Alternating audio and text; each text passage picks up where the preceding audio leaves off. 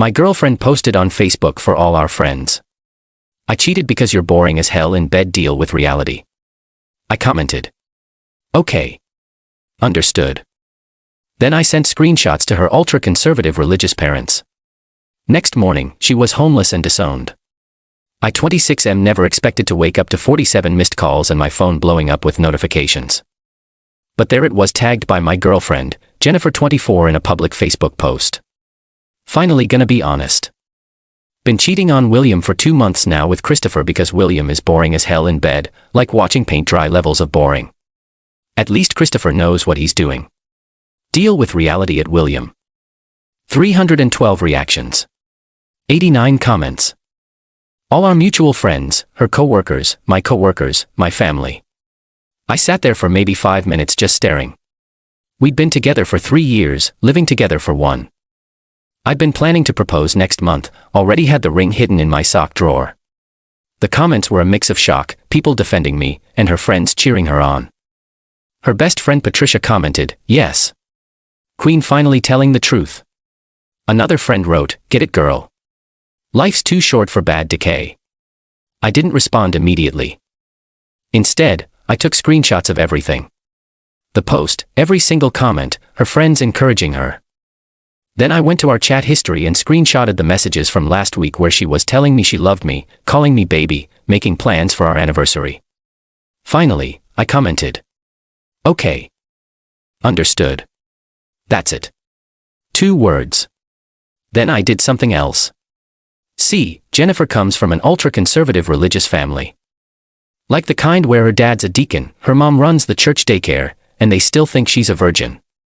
She told them we had separate bedrooms and that I was just a roommate to keep them happy.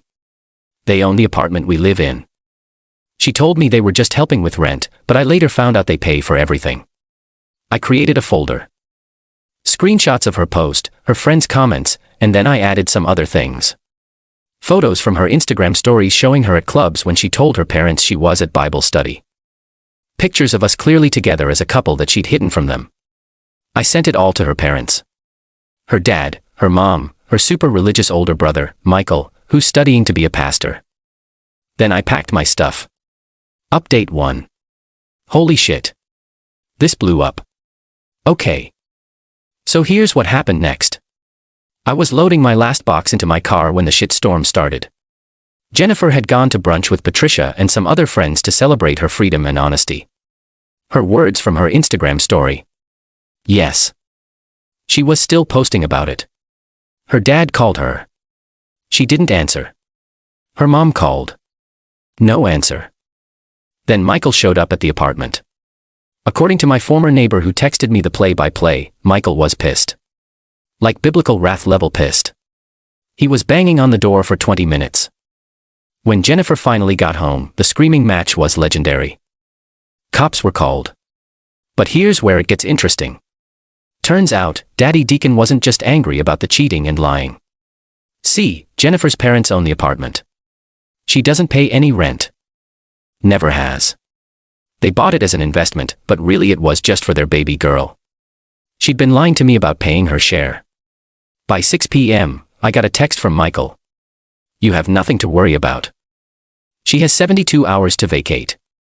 My parents asked me to apologize to you for my sister's behavior. You're a good man. Jennifer started calling me around 7 p.m., 47 calls. I didn't answer a single one, but she filled my voicemail. William, what the hell did you do? This isn't funny anymore. Answer your phone. My parents cut me off, you asshole. Where am I supposed to go? Christopher won't even answer my calls. You ruined my life over a joke. A joke. She humiliated me in front of everyone we know, and she called it a joke. I posted a simple Facebook status.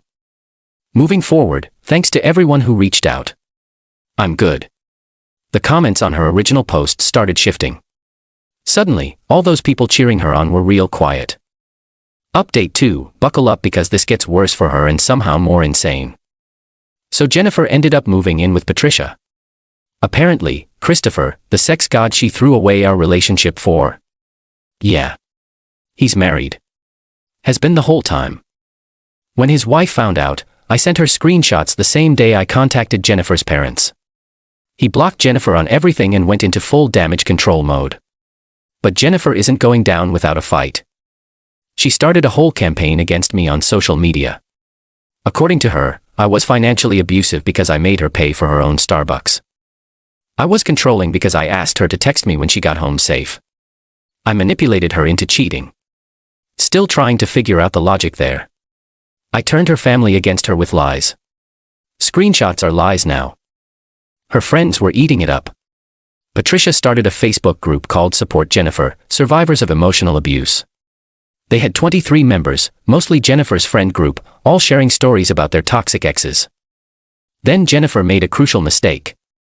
She posted in the group that she was going to sue me for defamation and emotional damages, said her uncle was a lawyer and was taking the case pro bono. She was asking for $50,000 for pain and suffering and demanding I pay for her therapy. Here's the thing about Jennifer. She forgets that my best friend David is a paralegal. And her uncle. He's a real estate attorney who specifically told her he doesn't handle personal disputes. David looked him up. David laughed so hard. He nearly choked on his beer when I showed him the posts, but then Jennifer escalated. She showed up at my work. Update 3. I need to back up a bit because some of you asked about the timeline.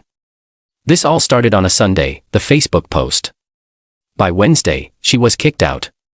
By Friday, she was at Patricia's. The following Monday is when she showed up at my office. I work in IT for a mid-size company. Pretty chill place, but we have security because we handle sensitive data. I'm at my desk when I get a call from reception. William, there's a Jennifer here. She says she needs to speak with you urgently about returning your apartment key. We never lived in my apartment. We lived in her parents' apartment. This was a lie to get past security. I told them I wasn't available and to please ask her to leave. That's when she lost it. According to the security footage, which my boss showed me later, she went from zero to psycho in about 3 seconds. Screaming about how I ruined her life, how I owed her money, how she was going to expose me to my company. He's an abuser. He isolated me from my family. He made me feel so unloved I had to find comfort elsewhere. Security escorted her out. She tried to resist. It didn't go well. They called the cops. My boss called me into his office. I thought I was done for. Instead, he showed me an email he'd received that morning from an anonymous account. Subject line, the truth about William. It was pages of nonsense about how I was an abuser, a manipulator, how I was dangerous to women in the workplace. But here's the kicker. The email was sent from an IP address that traced back to Patricia's apartment complex, and it was sent 2 hours before Jennifer showed up at my office. They planned this. They tried to get me fired. My boss, thankfully, is a good dude. He'd seen the original Facebook post. One of my coworkers had shown him when it went viral in our office chat. He told me to file a restraining order and gave me the rest of the week off. Paid. That night, something beautiful happened. Remember Michael, the religious brother? He made his own Facebook post. I've stayed quiet out of respect for my family, but I can't anymore. My sister Jennifer is not the victim here. She cheated, lied, and humiliated a good man who loved her. Now she's lying about him being abusive. I've known William for 3 years. He treated her like a queen. She threw it away for attention and is now facing the consequences of her actions. I'm ashamed to call her my sister. William, if you're reading this, my family owes you an apology. You deserve better. 357 shares, 892 reactions. The tide was turning. Update 4, I got the restraining order. It was surprisingly easy with the security footage, the emails, and the voicemails. Remember those 47 calls? She left some really threatening messages, but Jennifer wasn't done. Oh, no. She was just getting started. Patricia posted in their support group that they were organizing a protest outside my apartment building to expose the truth. They made signs, actual signs. William is an abuser, believe women, justice for Jennifer. 8 people showed up. 8. Out of her 23-person support group, my neighbor, Mrs. Sue, 70-year-old Korean lady who makes the best kimchi, was not having it. She called the cops immediately, then she did something even better. She went live on Facebook. These crazy girls harassing my neighbor. He's such a nice boy. Always helps with my groceries. That girl cheated on him and put it on Facebook. Now she's here with signs. No shame. Mrs. Sue has 14 grandchildren. Those grandchildren shared her video. It went viral in our city's Facebook groups. The cops showed up. Jennifer had a restraining order. She was arrested again. But wait, there's more. While Jennifer was getting arrested, I was meeting with David and an actual lawyer. Turns out making false accusations of abuse, sending defamatory emails to someone's employer, and organizing harassment campaigns. That's legally actionable. We sent a cease and desist to both Jennifer and Patricia. We also sent copies to the other members of their Facebook group. Within 24 hours, the group was deleted. Then I got an unexpected call. Jennifer's dad. William, I don't know what to say. We saw the security footage. We saw the arrest record. I'm disgusted. You were like a son to us and I failed as a father. I'm sorry. He told me they've cut her off completely. Changed the locks on other properties they own. Apparently, they have several rentals. Removed her from their will. Even canceled her car insurance. The car's in their name too. Jennifer's mom sent me a long text apologizing and saying they're in family counseling to figure out where they went wrong. Meanwhile, I got a message from Christopher's wife. She thanked me for the screenshots and told me she's filing for divorce. She said Christopher tried to blame Jennifer for seducing him, but she wasn't buying it. Apparently, this wasn't his first affair. Final update. It's been 3 weeks since this all started. 3 weeks since I woke up to that Facebook post. Here's where everyone ended up. After getting arrested twice, she finally got the message. She's living with some distant cousin in another state. Last I heard through Michael, she's working at a call center and sleeping on an air mattress. She's been completely cut off by her family. No inheritance, no support, nothing. Her Instagram is private now, but Patricia still posts about their healing journey and how they're survivors. Christopher never spoke to her again.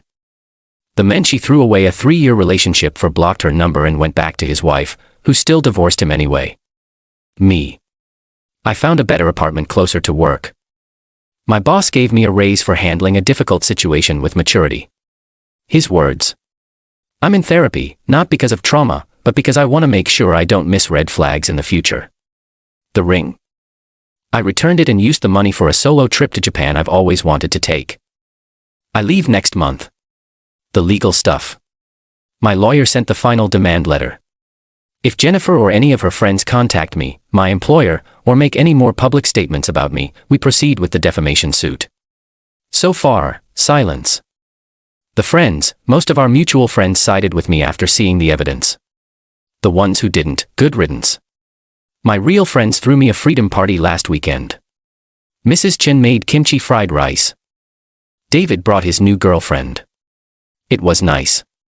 Jennifer's parents. They sent me a check for $3,000 with a note saying it was for the trouble and asking me not to sue their daughter. I returned it back to them saying it's not their fault. Some of you asked if I regret going nuclear, if I should have just quietly left and moved on. Maybe, but here's the thing. She didn't just cheat. She humiliated me publicly.